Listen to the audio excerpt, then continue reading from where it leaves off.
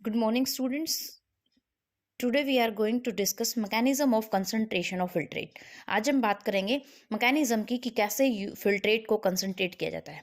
Mammals have the ability to produce concentrated urine. Mammals के पास ability होती है concentrated urine produce करने की. Henle की loop. This is the loop of Henle. Henle's loop and vasa recta play significant role in this. इस concentrated urine produce करने में Henle का लूप का और वासा रेक्टा का दोनों का ही रोल है. अब इन तो हैनले की लूप में जो फिल्ट्रेट फ्लो करता है वो असेंडिंग दो लिम्स हैं. हम एक हैनले की ये लिम्ब हो गई, जैसे ये हैनले की लिम्ब है डिसेंडिंग, ये असेंडिंग लिम्ब है, और दोनों के अंदर जो फिल्ट्रेट का फ्लो होता है वो अपोजिट डायरेक्शन में, एक में नीचे है तो एक में ऊपर है.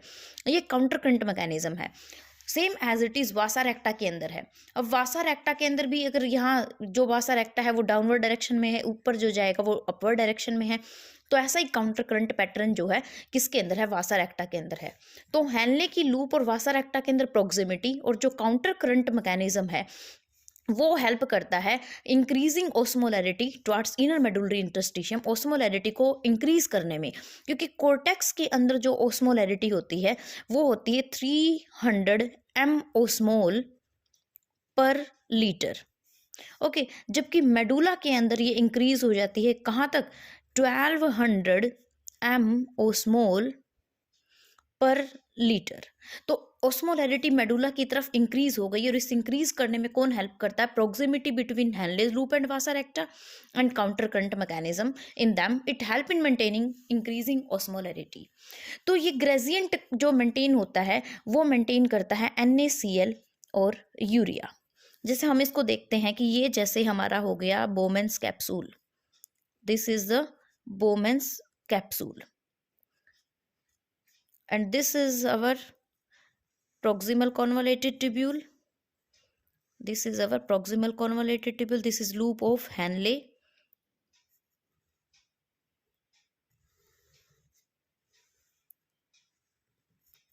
This is loop of Henle. Here is the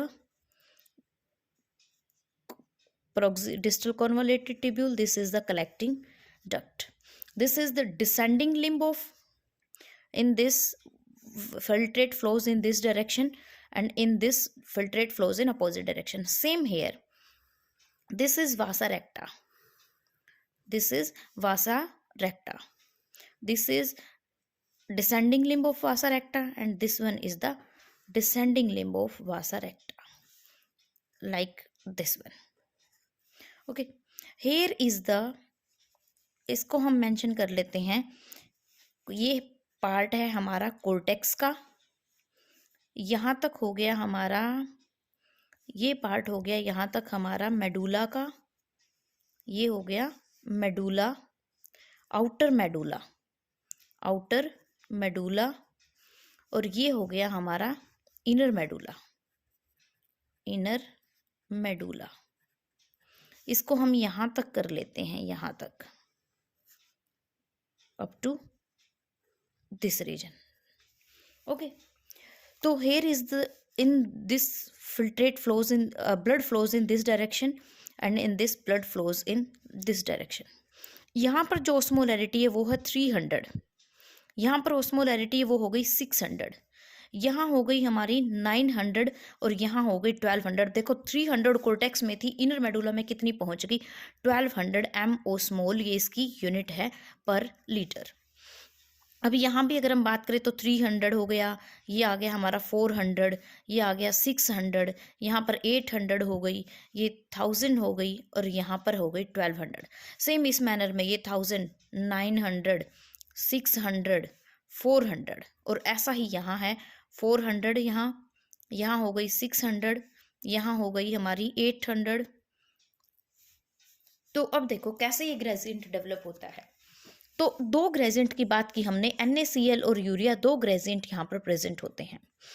NaCl enter करेगा यहाँ से, NaCl ट्रांसपोर्ट होगा किसमें, जो ये हमारी डिसेंडिंग असेंडिंग लिम्ब है वासा रेक्टा की, असेंडिंग लिम्ब से NaCl निकला, असेंडिंग लिम्ब से क्या निकला यहाँ NaCl. ये NaCl यहाँ से एंटर करेगा किसके अंदर, इसकी असेंडिंग लिम्ब था तो इसकी डिसेंडिंग लिम्ब के अंदर एंटर करेगा. किसके अंदर एंटर की, NaCl from ascending limb of loop of Henle enters into the descending limb of Vasa रेक्टा, Vasa recta के डिसेंडिंग लिम्ब के अंदर एंटर किया, जहां से वो वासा रेक्टा की असेंडिंग लिम्ब से वापस किसके अंदर आ गया, वापस वो आ गया इंटरस्टिशियल फ्लूइड के अंदर, तो ये मेडुला के अंदर पहुंच गया। क्लियर, यहां से ये निकल गया NaCl। क्या था इसमें कि NaCl जो है, जो डिसेंडिंग लिम्ब असेंडिंग लिम्ब है जो लूप ऑफ हेनले की, वहां से NaCl निकला। ये NaCl असेंडिंग लिम्ब के डिसेंडिंग लिम्ब के अंदर गया वासा रेक्टा की, जहां से असेंडिंग लिम्ब से ये वापस बाहर आ गया। तो मेडुला के अंदर, अब इसके कंपैरिजन में, कोर्टेक्स के कंपैरिजन में मेडुला के अंदर क्या है, NaCl की कंसंट्रेशन इंक्रीज हो गई। ऐसे ही इसके बाद अगर हम बात करें तो इस मेडुला के अंदर, इस इंटरस्टिशियल फ्लूइड के अंदर कंसंट्रेशन जो है वो इंक्रीज हो गई। सेम ऐसे कुछ अमाउंट यूरिया की वो एंटर यहाँ से निकलेगी, इससे some amount of urea is also exchange, कुछ अमाउंट जो है यूरिया की वो भी ऐसे ही एक्सचेंज होगी। वो थिन सेगमेंट है जो असेंडिंग लूप ऑफ हेनले, उसमें एंटर करेगी, इसके अंदर यूरिया एंटर करेगी। असेंडिंग लिम्ब है जो, इसके अंदर क्या एंटर किया, इसमें से NaCl तो निकल गया, इसमें से यूरिया एंटर किया। जो यूरिया इसमें एंटर करने के बाद इस कलेक्टिंग ट्यूब्यूल से वापस कहाँ आ जाएगा, बाहर आ जाएगा। ये वापस यूरिया यहाँ बाहर आ गया। ये यहाँ से H2O की मूवमेंट हमने पढ़ा ना जी, रीएब्जॉर्ब, यहाँ से वाटर जो है रीएब्जॉर्ब होता है, तो यहाँ पर यूरिया प्रोड्यूस हो गया। तो यहाँ NaCl यूरिया दोनों आ गई। NaCl तो कैसे आया, इसकी असेंडिंग लिम्ब से निकला, वासा रेक्टा की डिसेंडिंग लिम्ब में गया, वहां से असेंडिंग से फिर वापस आ गया। यूरिया जो है असेंडिंग लिम्ब के एंटर करेगा लूप ऑफ हेनले की, जहां से कलेक्टिंग ट्यूब्यूल से होता वो वापस इस इंटरस्टिशियल फ्लूइड के अंदर आ जाएगा। तो ये ट्रांसपोर्ट ऑफ सब्सटेंसेस जो है वो फैसिलिटेट होता है, एक स्पेशल अरेंजमेंट होती है हेनले लूप की और वासा रेक्टा की, जिसको हम बोलते हैं काउंटर करंट मैकेनिज्म। ये जो ट्रांसपोर्ट है ये किस वजह से होता है, एक स्पेशल मैकेनिज्म होता है जिसके थ्रू, एक काउंटर करंट मैकेनिज्म है जिसके थ्रू ये फिल्ट्रेट जो है वो कंसंट्रेट होता है। अब क्या है कि ये जो मैकेनिज्म है वो एक कंसंट्रेशन ग्रेडियंट मेंटेन करने पे हेल्प करता है इस इंटर मेडुलरी इंटरस्टिशियम में। ऐसा जब इंटरस्टिशियल ग्रेडियंट डेवलप होता है तो इजीली वाटर पैसेज हो जाता है, वाटर बाहर आ जाता है। अब इसमें से वाटर बाहर आ जाएगा तो जाहिर सी बात है फिल्ट्रेट क्या हो जाएगा, कंसंट्रेटेड हो जाएगा। और ये मैकेनिज्म क्या करता है, यही बता रहा है कि ये फिल्ट्रेट कैसे कंसंट्रेट होगा।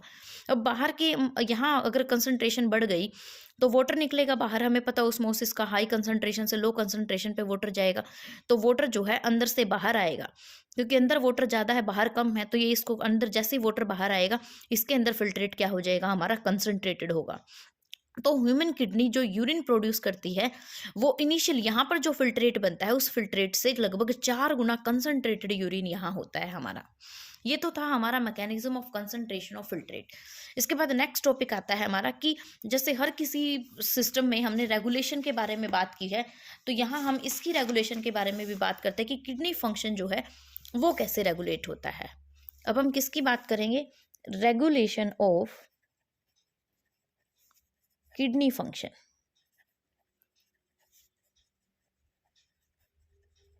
कि किडनी फंक्शन कैसे रेगुलेट होता है। फंक्शनिंग है जो किडनी की वो मॉनिटर होती रहती है और रेगुलेट होती रहती है। एक हार्मोनल फीडबैक मैकेनिज्म होता है जो कि किस किस को इन्वॉल्व करता है, हाइपोथैलेमस,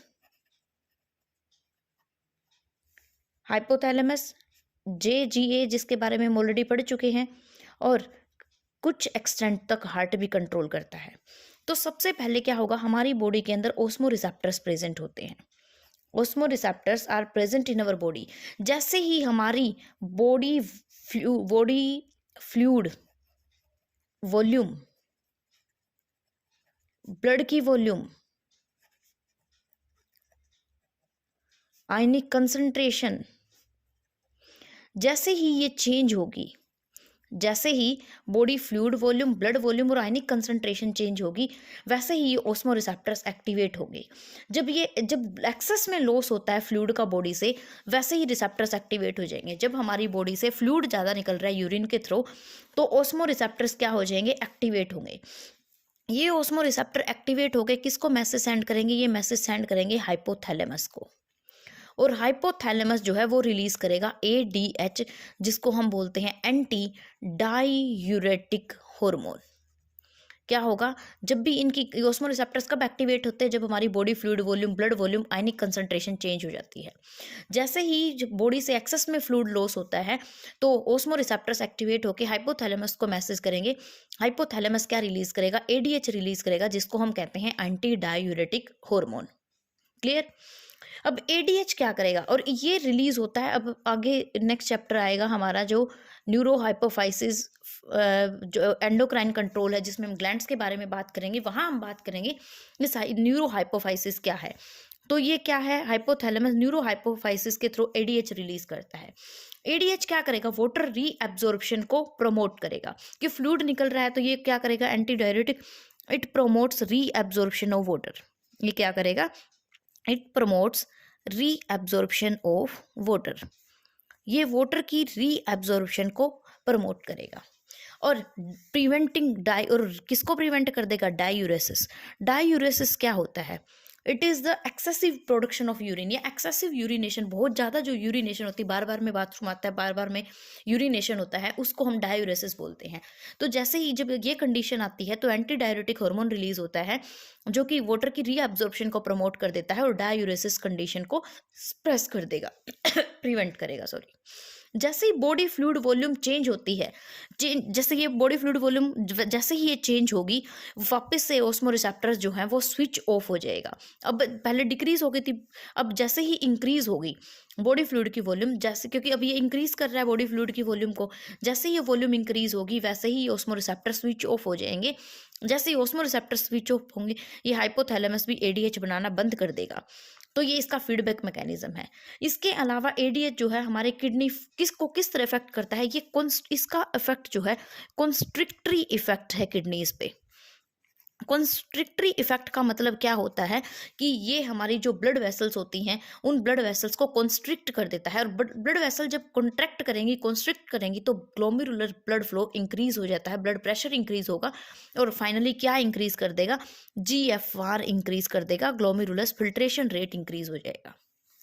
ये तो था हाइपोथैलेमस। दूसरा मैकेनिज्म हमारा है JGA, जो क्या रिलीज करता है, जक्स्ट्रा ग्लोमेरुलर एपरेटस है। ये जैसे ही ब्लड, ये हमने पढ़ा कि जब ग्लोमेरुलस फिल्ट्रेशन रेट GFR जब कम हो जाता है तो JJA रिलीज करता है रेनिन। रेनिन क्या करता है, ये रेनिन एंजियोटेंसिनोजन हार्मोन है, टेंसिनोजन, ये एंजियोटेंसिनोजन को कन्वर्ट कर देगा एंजियोटेंसिन 1 में, और इसको फिर कन्वर्ट कर देगा एंजियोटेंसिन 2 में। इस रेनिन ने क्या किया, JGA ने रिलीज किया रेनिन, रेनिन ने एंजियोटेंसिनोजन को एंजियोटेंसिन 1 में फिर एंजियोटेंसिन 2 में कन्वर्ट कर दिया। ये एंजियोटेंसिन 2 जो है ये एक पावरफुल वैसोकॉन्स्ट्रिक्टर है। ये क्या है, पावरफुल वैसोकॉन्स्ट्रिक्टर है। वैसोकॉन्स्ट्रिक्टर का क्या मतलब है कि वेसल्स को क्या करता है, ये कॉन्स्ट्रिक्ट कर देता है, वैसोकॉन्स्ट्रिक्टर है, तो इसकी वजह से क्या हो जाएगा, जो ग्लोमेरुलस ब्लड प्रेशर है, जो ग्लोमेरुलर ब्लड प्रेशर है वो इंक्रीज हो जाएगा। ये वैसोकॉन्स्ट्रिक्टर है जो ग्लोमेरुलस ब्लड प्रेशर को इंक्रीज करेगा, और ये इंक्रीज हो जाएगा तो फाइनली GFR जो है वो भी क्या हो जाएगा, वो भी हमारा इंक्रीज होगा। क्लियर। इसके अलावा जो ये एंजियोटेंसिन है, ये एंजियोटेंसिन 2 जो है, ये तो वासोकॉन्स्ट्रिक्टर तो है ही, इसके अलावा ये क्या करता है, ये एक्टिवेट करता है एड्रिनल कोर्टेक्स को, कि एड्रिनल कोर्टेक्स जो है वो क्या रिलीज करे, वो एक हार्मोन रिलीज करे, एल्डोस्टेरोन। ये क्या करता है, स्टीरोन, ये एंजियोटेंसिन 2 एड्रिनल कोर्टेक्स को स्टिमुलेट करेगा कि वो एल्डोस्टेरोन रिलीज करे, और ये एल्डोस्टेरोन ये प्रमोट करता है रीअब्जॉर्प्शन ऑफ सोडियम। ये क्या प्रमोट करेगा, reabsorption of sodium and water. जो डिस्टल पार्ट है टिब्यूल का, उन पार्ट से ये क्या करेगा, एल्डोस्टेरोन वाटर और सोडियम को रीअब्जॉर्ब करेगा, जिसकी वजह से ब्लड प्रेशर जो है वो इंक्रीज होगा। ब्लड प्रेशर इंक्रीज होगा तो GFR भी क्या हो जाएगा, इंक्रीज हो जाएगा। और ये पूरा जो मैकेनिज्म है इसको हम बोलते हैं रेनिन एंजियोटेंसिन मैकेनिज्म। इस पूरे मैकेनिज्म को क्या बोलेंगे, रेनिन एंजियोटेंसिन मैकेनिज्म। क्लियर। अब तीसरा हमने बात की, एक हमने हाइपोथैलेमस पढ़ लिया, जे पढ़ लिया, तीसरा आता है हमारा हार्ट। ये कहता है जब इंक्रीज ब्लड वॉल्यूम होती है, जब हार्ट का जो एट्रिया है उस एट्रिया की तरफ जब ब्लड वॉल्यूम इंक्रीज हो जाती है, ब्लड फ्लो इंक्रीज होता है, तो वो एक फैक्टर रिलीज करता है ANF, जिसको हम बोलते हैं atrial natriuretic factor. Atrial uretic factor. कि क्या कह रहा है ये कि जब ब्लड का फ्लो हार्ट की तरफ इंक्रीज हो जाता है, तो हार्ट के एट्रिया की तरफ इंक्रीज होता है, तो ये एक ANF फैक्टर रिलीज करता है, एट्रियल नेट्रियूरेटिक फैक्टर। और अब तक हम वैसो कंस्ट्रिक्टर की बात कर रहे थे, ये वैसो डायलेशन है। ये क्या करता है, ये क्योज करता है vaso dilation of blood vessels, यानी कि ब्लड वेसल्स डायलेट हो जाएंगी, और ब्लड वेसल्स डायलेट होंगी तो वो क्या करेगा, ब्लड प्रेशर को डिक्रीज कर देगा। तो ब्लड प्रेशर क्या हो जाएगा, डिक्रीज हो जाएगा। हम कह सकते हैं कि जो ये ANF का मैकेनिज्म है, ये एक रेनिन एंजियोटेंसिन मैकेनिज्म के ऊपर एक चेक का काम करता है, एक कंट्रोल का काम करता है, जो इसको कंट्रोल करता है कि जब ब्लड प्रेशर इसने बढ़ा दिया, जब ये बढ़ा हुआ ब्लड एट्रिया की तरफ जाता है, तो ये ANF रिलीज करेगा जो ब्लड वेसल्स को डायलेट कर देगा, जिससे ब्लड प्रेशर वापस डिक्रीज हो जाएगा। तो ये इसके मैकेनिज्म को कंट्रोल कर रहा है। क्लियर? ये तो था हमारा रेगुलेशन ऑफ किडनी फंक्शन। अब नेक्स्ट आता है हमारा मिक्चुरेशन। नेक्स्ट क्या है हमारा, मिक्चुरेशन। अब क्या है कि यूरिन जो बना नेफ्रॉन में, वो अल्टीमेटली यूरिन जो बना नेफ्रॉन के अंदर, वो यूरिन कहाँ पर आया, यूरेटर्स उस यूरिन को लेकर आए कहाँ, यूरिनरी ब्लैडर के अंदर। कहाँ आया ये, यूरिनरी ब्लैडर के अंदर। और ये यूरिनरी ब्लैडर में जब तक स्टोर रहेगा, जब तक एक voluntary signal central nervous system ना दे दे उसको रिलीज करने के लिए। वो वॉलंटरी सिग्नल जो है वो इनिशिएट कैसे होगा, जो यूरिनरी ब्लैडर है, इसकी जो वॉल जब स्ट्रेच होती है, इसकी वॉल्स पे स्ट्रेच रिसेप्टर्स होते हैं, इसकी वॉल्स पे स्ट्रेच रिसेप्टर्स प्रेजेंट होते हैं, on stretch receptors are present on the wall of the urinary bladder। तो क्या होता है, जब यूरिनरी ब्लैडर के अंदर यूरिन फिल्ड होता है, तो इसकी जो वो है, जिसकी मेम्ब्रेन है, वो स्ट्रेच होती है। जैसे ही मेम्ब्रेन स्ट्रेच होती है तो रिसेप्टर्स एक्टिवेट हो जाते हैं, और ये रिसेप्टर्स फिर सेंट्रल नर्वस सिस्टम को मैसेज देते हैं। जब यूरिनरी ब्लैडर की वॉल स्ट्रेच होती है तो रिसेप्टर्स एक्टिवेट होते हैं, जो मैसेज देंगे किसको, सेंट्रल नर्वस सिस्टम को मैसेज देंगे। सेंट्रल नर्वस सिस्टम फिर क्या करेगा, मोटर मैसेज पास करेगा किसको, फिर सेंट्रल नर्वस सिस्टम ने क्या किया, इसने मोटर मैसेज पास किया। अब इस मैसेज की वजह से दो होंगे, एक तो जो स्मूथ मसल्स हमने पढ़ी थी, स्मूथ मसल्स हैं जो ब्लैडर की, ये तो क्या करेंगी, ये तो हो जाएंगी कॉन्ट्रैक्ट। स्मूथ मसल्स हैं वो तो कॉन्ट्रैक्ट होंगी, और जो स्फिंक्टर है, जो यूरेथ्रल स्फिंक्टर है, वो रिलैक्स हो जाएगा। क्या होगा, रिलैक्स। कि जब यूरिनरी ब्लैडर की वॉल रिसेप्टर स्ट्रेच होके जब मैसेज सेंड करती हैं ब्रेन के पास, सेंट्रल नर्वस सिस्टम के पास, तो सेंट्रल नर्वस सिस्टम एक मोटर मैसेज पास करता है, जिससे स्मूथ मसल्स ब्लैडर की वो तो कॉन्ट्रैक्ट हो जाएंगी, और यूरेथ्रल स्फिंक्टर जो है वो क्या होगा, वो रिलैक्स हो जाएगा। और जो प्रोसेस, अब मिक्चुरेशन क्या हुआ, the process of releasing of urine, the process of release of urine, urine को रिलीज करने का जो प्रोसेस है उसको हम बोलते हैं मिक्चुरेशन। मिक्चुरेशन क्या है, it is the process of release of urine, urine release के प्रोसेस को मिक्चुरेशन बोलते हैं।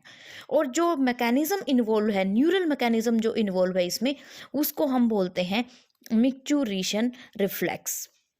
क्या है कि जो प्रोसेस है रिलीज ऑफ यूरिन का, वो मिक्चुरेशन है, और मिक्चुरेशन रिफ्लेक्स इसको बोलते हैं। क्या पढ़ा हमने, स्ट्रेच रिसेप्टर्स एक्टिवेट होंगे जब यूरिनरी ब्लैडर फिल होगा, जैसे ही स्ट्रेच रिसेप्टर्स एक्टिवेट होंगे वो सेंट्रल नर्वस सिस्टम को मैसेज करेंगे, जो मोटर मैसेज सेंड करेगा, जिससे स्मूथ मसल्स कॉन्ट्रैक्ट करेंगी, और जो स्फिंक्टर जो कॉन्ट्रैक्टेड रहता है वो रिलैक्स हो जाएगा, और यूरिन रिलीज होगा। अब जो यूरिन है, एक अडल्ट ह्यूमन जो यूरिन प्रोड्यूस करता है एक दिन में, वो 1 to 1.5 लीटर है, जो कि एक लाइट येलो कलर का है। जो यूरिन का कलर कैसा है, लाइट येलो कलर है, स्लाइटली एसिडिक है, स्लाइटली एसिडिक है, और इसकी पीएच कितनी है, वो है 6.0, और इसकी एक पर्टिकुलर ऑर्डर, पर्टिकुलर स्मेल होता है। एवरेज की बात करें, इसमें 95% यूरिन के अंदर वाटर प्रेजेंट होता है, और 5% जो है वो दूसरे सब्सटेंसेस प्रेजेंट होते हैं। यूरिन क्या कंसिस्ट करता है, 95% वाटर और 5% उसके अंदर दूसरे सब्सटेंसेस होते हैं। अगर हम बात करें तो यूरिन के अंदर, इस इतने यूरिन के अंदर 25 से लेकर 30 ग्राम तक यूरिया प्रेजेंट होता है। हम यूरियोटेलिक हैं और हमारे यूरिन के अंदर यूरिया कितना है, 25 से 30 ग्राम तक यूरिया हमारे यूरिन के अंदर प्रेजेंट होता है। अब जो कंडीशंस, बहुत सारी कंडीशंस ऐसी होती है जो यूरिन को अफेक्ट करती है, यूरिन की करेक्टरिस्टिक्स को अफेक्ट करती हैं। यूरिन को एनालिसिस देखा होगा तुमने कि जब हम हॉस्पिटल में जाते हैं, बुखार वगैरह है, कुछ प्रॉब्लम है, तो हमारा यूरिन टेस्ट लिया जाता है। तो यूरिन टेस्ट की हम बात करते हैं, तो यूरिन टेस्ट में क्या करते हैं, यूरिन को टेस्ट किया जाता है, जिससे क्या होगा, डायग्नोस कर लेते हैं हम। डायग्नोसिस होता है बहुत सारे मेटाबॉलिक डिसऑर्डर्स का, या किडनी की मेल फंक्शनिंग है, किडनी प्रॉपर काम नहीं कर रही है तो उसको। तो अब अगर किडनी यूरिन के अंदर ब्लड प्रेजेंट है तो उसको हिमैट यूरिया बोलेंगे। अगर एक्सेस में यूरिनेशन है तो उसको हम बोलते हैं डिसयूरिया। अब देखो, जैसे अगर ग्लूकोज, अगर यूरिन के अंदर प्रेजेंट है, अगर एक्सेस में ग्लूकोज प्रेजेंट है तो उस यूरिन को बोलेंगे ग्लाइकोज यूरिया। अगर कीटोन बॉडीज प्रेजेंट हैं तो उसको हम बोलेंगे कीटोन यूरिया। अब ऐसे जैसे ग्लूकोज और कीटोन प्रेजेंट है, ऐसे अगर ब्लड प्रेजेंट है तो उसको बोलेंगे हिमैट यूरिया। उसको हम क्या बोलेंगे, हिमैट यूरिया। एक्सेसिव यूरिनेशन है, अब मान लिया यूरिन जो है पेनफुल, अब दो कंडीशन से एक और होती है, एक होती है पेनफुल यूरिनेशन, उस पेनफुल यूरिनेशन को बोलते हैं डिसयूरिया, डिसयूरिया।